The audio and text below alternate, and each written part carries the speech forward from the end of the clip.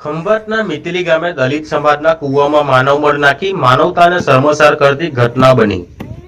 આઝાદીના 75 વર્ષ પછી પણ દલિત અનુસૂચિત જાતિ સમાજના લોકો માટે જાતિ ભેદભાવ રાખવામાં આવતી ઘટનાઓ બની રહી છે, જેનાથી માનવ સમાજ શર્મસાર થાય છે।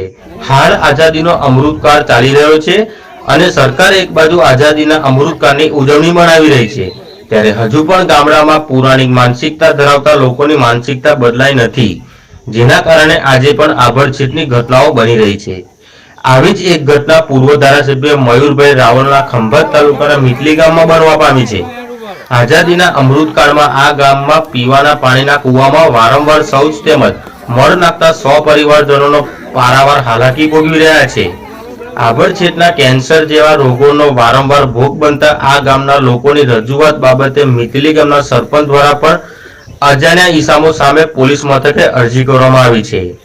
વણકર સમાજના લોકોના પીવાના તેમજ ઘર વપરાશના પાણીના કૂવામાં મનસ્વી રીતે અજાણ્યા તત્વોએ શૌચ કરી અને મળ નાખતા અનુજાતિ લોકોની સ્થિતિ મૂંઝવણભરી અને દયનીય બની। શું નામ તમારું?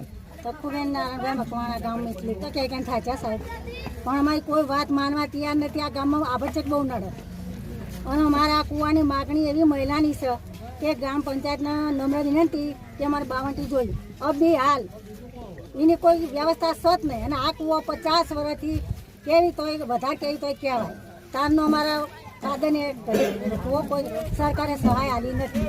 હવે અમારા કૂવો આવીને ધોઈ જાય, ગંદકી કરી જાય, સંડાસ કરી જાય, મેં છાણ નાખી જાય અને અમે ધોવા આવીએ ત્યારે અમને ધોવા દે નહીં। તમારા બાપનો કૂવો નથી, આ કૂવો અમારા સરપંચે કરેલો, સરપંચ તો કોઈ જાણતો નથી, તો અમારું શું આભડછેટ આ ગામમાં બહુ નડે છે।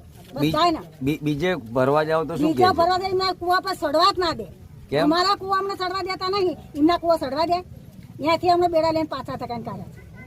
બોલો, આટલી પરિસ્થિતિ અમારી બહુ ગંભીર છે, કોઈ અમારી વાત સાંભળવા તૈયાર નથી, સરપંચ આપવા તૈયાર નથી, અમારી વાત સાંભળવા તૈયાર નથી।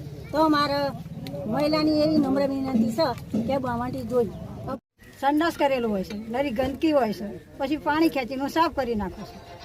કેટલા સમયથી આવું થાય છે? આ હોત બીજી વાર કર્યું મેં, પરમ દાડે કર્યું હતું, આજે કર્યું। આભડછેટ હોય તો ખરી જ તે ને।